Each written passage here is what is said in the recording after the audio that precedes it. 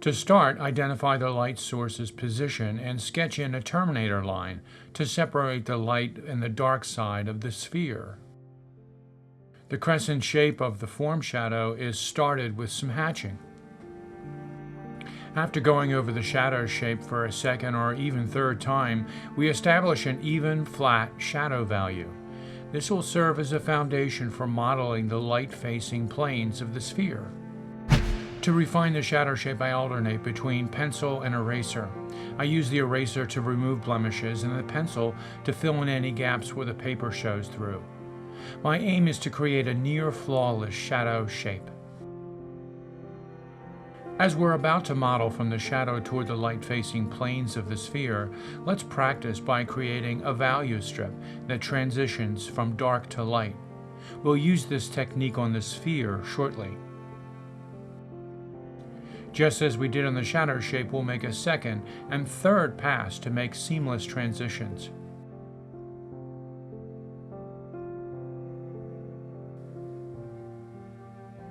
Adding the final touches to each segment involves a delicate alternating between pencil and eraser to achieve a flawless, well-controlled gradation. The initial value strip on the sphere will stretch from the shadowed area toward the direction of the light, encompassing nearly all the values to be used in the sphere.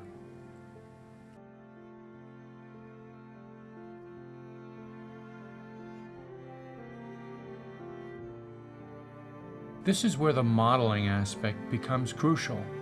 Unlike the value scale exercise, the sphere's gradation in value isn't uniform or linear. It follows the contours of the shape. When we model, our objective isn't solely transitioning between light and dark or dark to light. We're also aiming to depict the form and understand how light interacts with it. It's like sculpting a shape, envisioning ourselves as a tiny ant navigating the terrain of the form. It's here where we get a sense of tactile connection to our drawing, often described as a sculptural sensibility.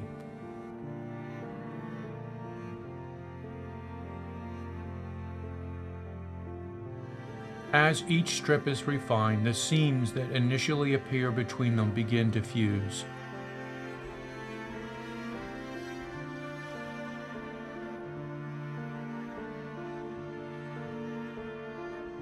Similar to the previous exercise, we begin by outlining the cast shadow.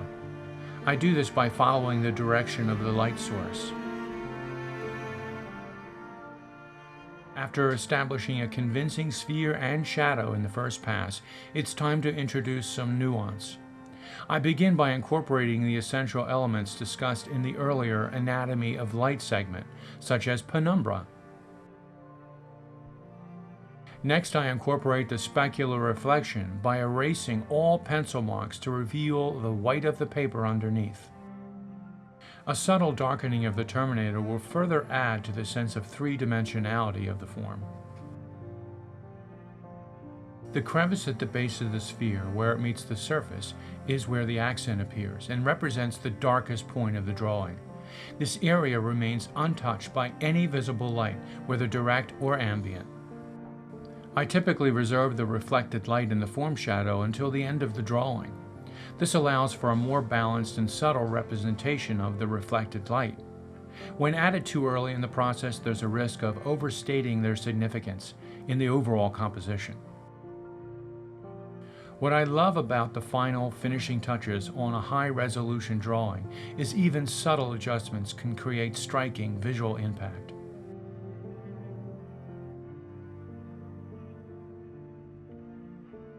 The Sphere project is a beloved classic among traditional artists because once these principles and techniques become integrated into our mindset, we can apply them to drawing or painting of any form we choose.